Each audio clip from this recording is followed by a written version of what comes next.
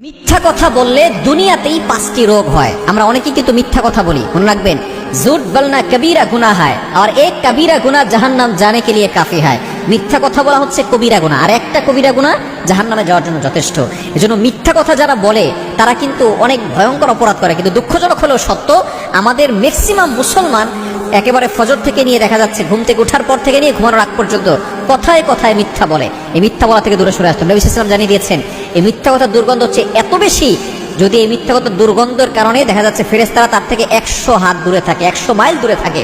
সুতরাং এই মিথ্যা কথা কখনো বলবেন না। মিথ্যা কথা বললে দুনিয়াতেই আপনার 5টি রোগ হবে। 1 নাম্বার হচ্ছে আপনার চেহারা সৌন্দর্য নষ্ট হয়ে যাবে, চেহারার যে বিউটি আছে, কিউটনেস আছে, এগুলো নষ্ট হয়ে যাবে, চেহারা সৌন্দর্য থাকবে না। 2 নাম্বার হচ্ছে আপনার অন্তর মরে যাবে, আপনার তখন ভালো কাজ আর ভালো লাগবে না। আপনার অন্তরে কলবের ভিতরে কালো দাগ পড়ে যাবে, তখন আপনার আজানের শব্দ ভালো লাগবে না, নামাজ পড়তে ভালো লাগবে না, আল্লাহর ইবাদত করতে আপনার কাছে বিরক্তকর মনে হবে, কোরআন তেলাওয়াত আপনার কাছে ভালো লাগবে না, অন্তর আপনার মরে যাবে, কলবটা এটা নষ্ট হয়ে যাবে। এজন্য মিথ্যা কথা বলা যাবে না। 3 নাম্বার, যারা মিথ্যা কথা বলে তাদের দুশ্চিন্তা বৃদ্ধি পায়। দুশ্চিন্তা মনে হচ্ছে তাদের ভিতর থেকে কেমন যেন কখনো যাবেই না, এমন একটা অবস্থা হয়ে যাবে। দুশ্চিন্তা আস্তে আস্তে মানুষকে শেষ করে ফেলে।